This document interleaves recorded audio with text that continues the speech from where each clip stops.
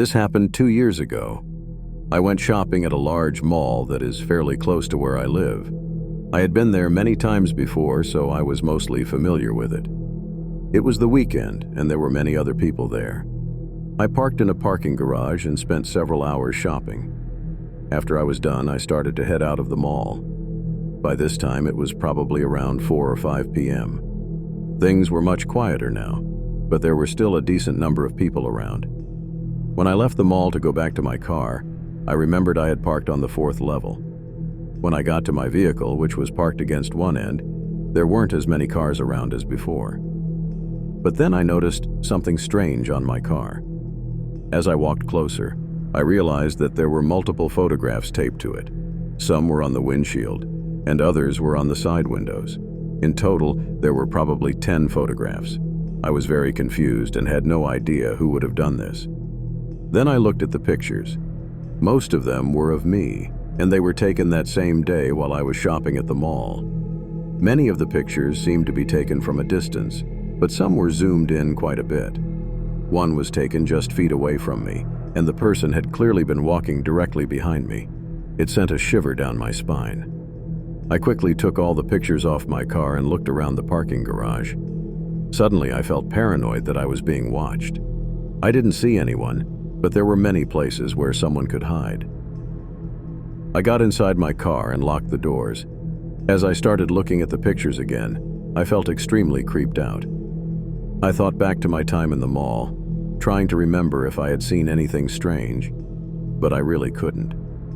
There were so many people there, so it would have been easy for someone to take pictures without me noticing. I had no idea who did this or why, but I decided to just leave. As I drove out of the parking garage, there weren't many other cars around, but a few were coming and going.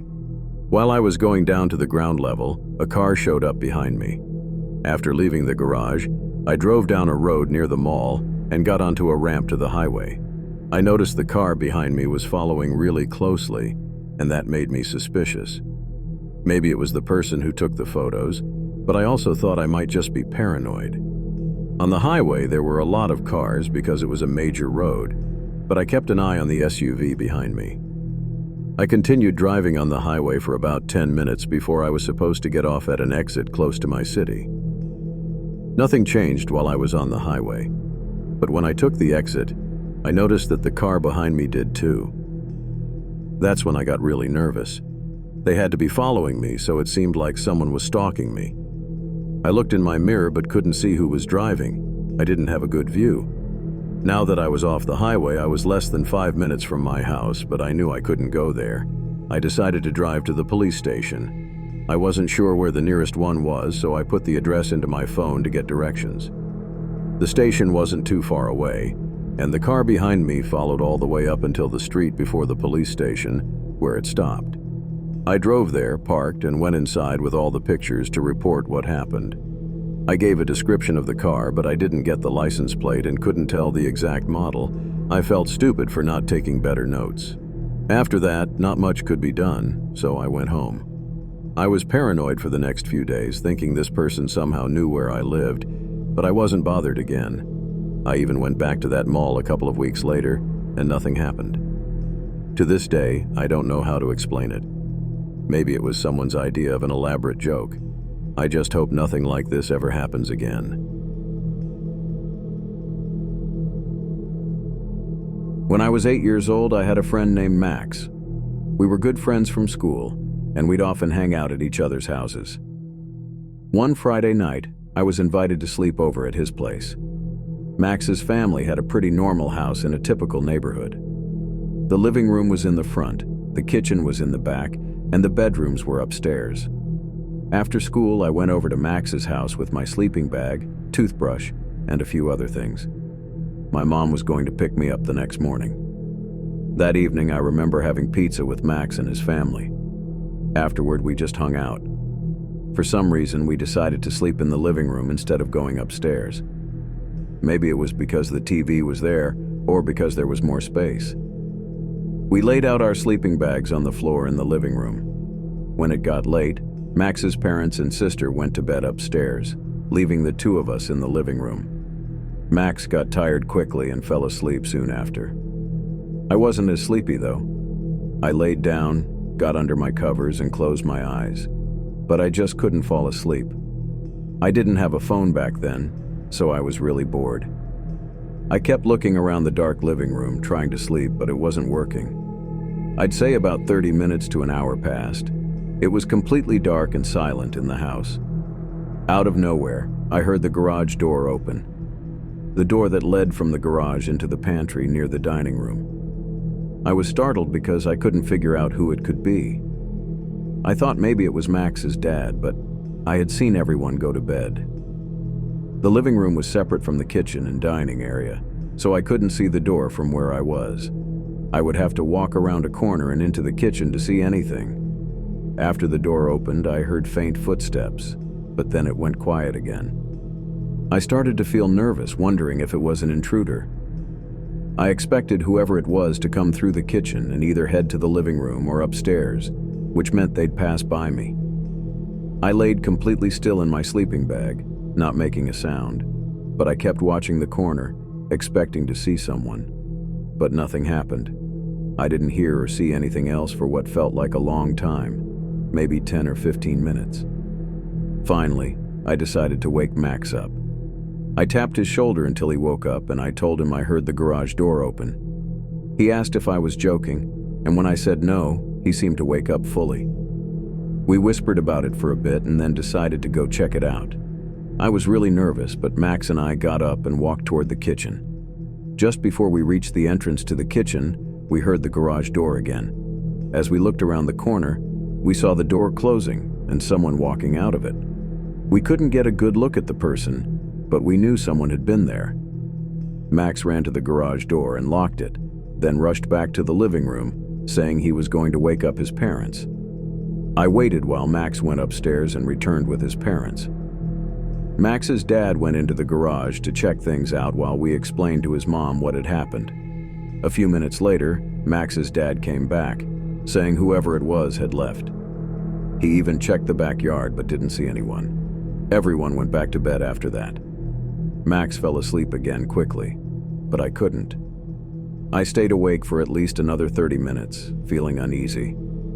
It was completely silent, and I started to relax, feeling a bit sleepy. But just as I was about to drift off, I heard the garage doorknob turn. Thankfully, the door was locked, so it didn't open. I heard the person try the door once, but that was it. After that, there were no more noises, and eventually I managed to fall asleep. The next morning, I told Max that I heard the doorknob turn again during the night. We told his parents, and his dad searched the property, but he didn't find anything. Whoever had been there was gone by then. My mom picked me up not long after that, and I didn't hear much more about it from Max.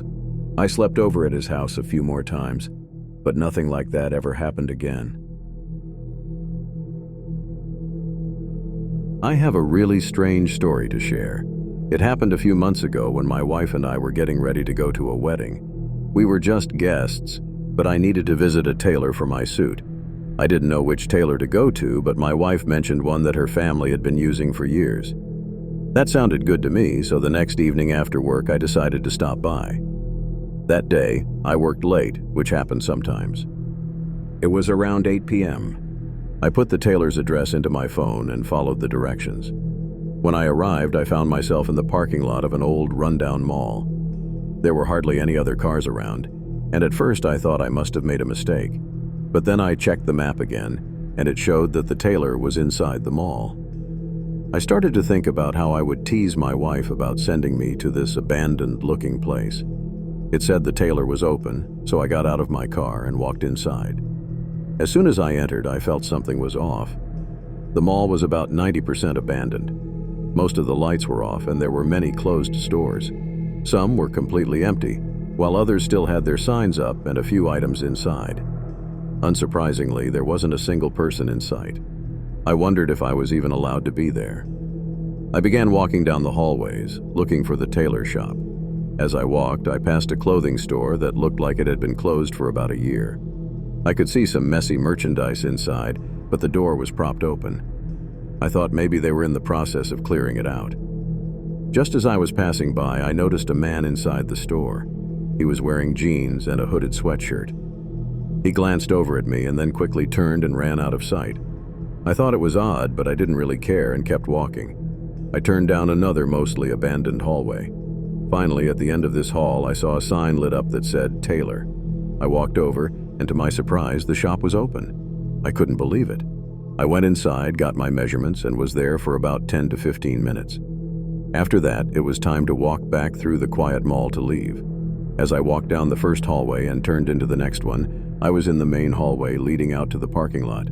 I passed by the same clothing store and saw the door still propped open. This time, the man was looking right at me from the other side of the window. I thought it was strange how he just stared at me, but I ignored it and kept walking. Right after I passed the store, I heard the door open and footsteps behind me. I didn't look back, but I could hear the man walking in my direction. For some reason, he was now following me. I didn't know what he wanted, and he didn't say anything either. I kept walking until I reached the exit doors. The man was about 30 or 40 feet behind me, and as I went through the doors, it sounded like he started to speed up. Once outside, I glanced back for a moment and saw the man fling the doors open and dash out. That was it.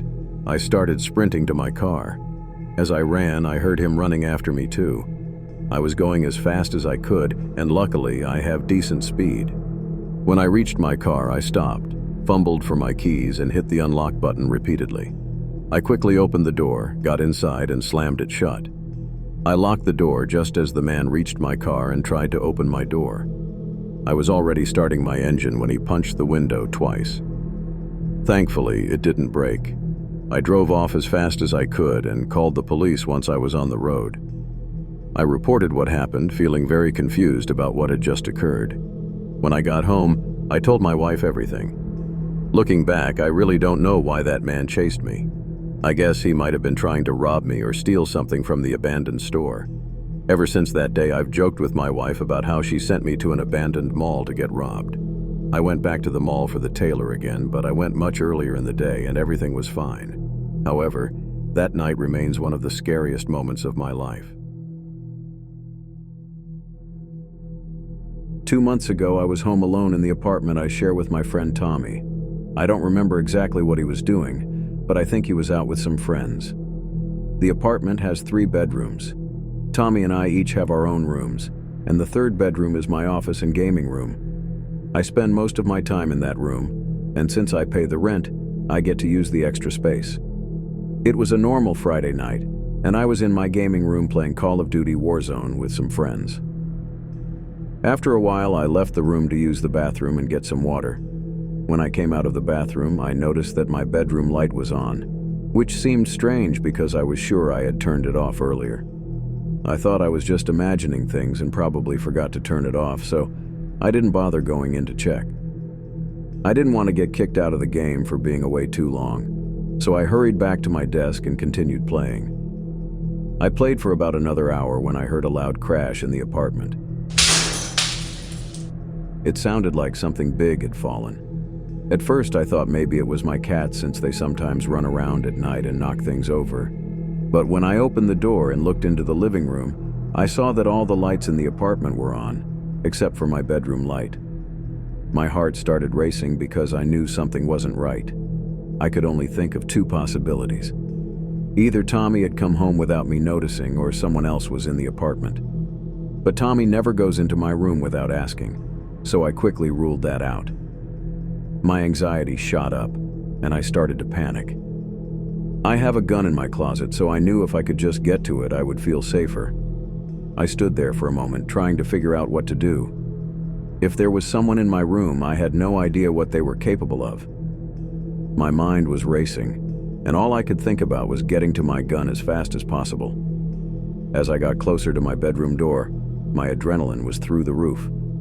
Finally, I gathered the courage to open the door.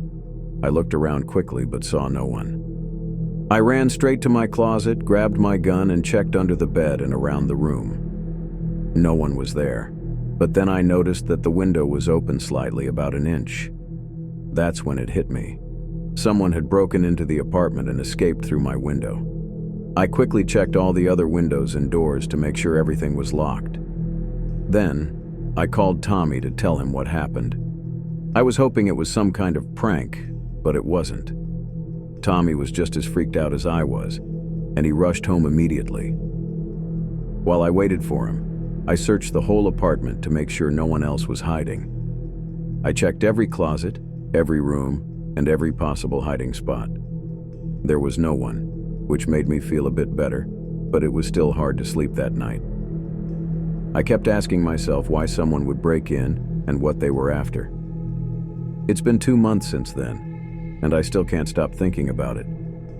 I think the intruder came in through the front door because Tommy sometimes forgets to lock it. I'm not blaming him, but that seems like the most likely way they got in. Even now, the memory of that night and the fear it caused still haunts me.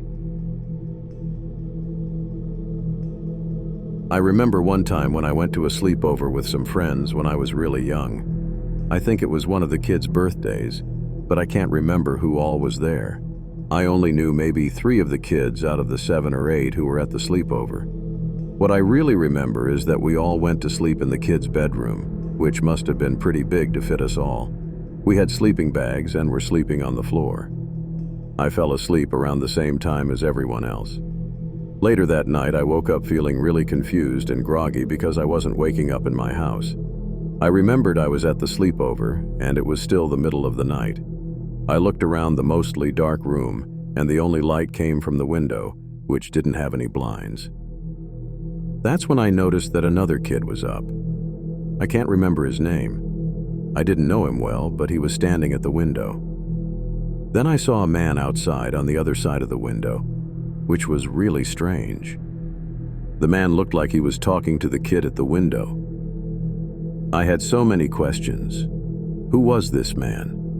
Why was he at the window? Why was this kid talking to him? The obvious guess was that he might try to kidnap the kid. After about 10 seconds of watching, I sat up. At that moment, the kid turned to look at me, and then the man at the window quickly disappeared and ran away. I didn't say anything. I'm not sure why.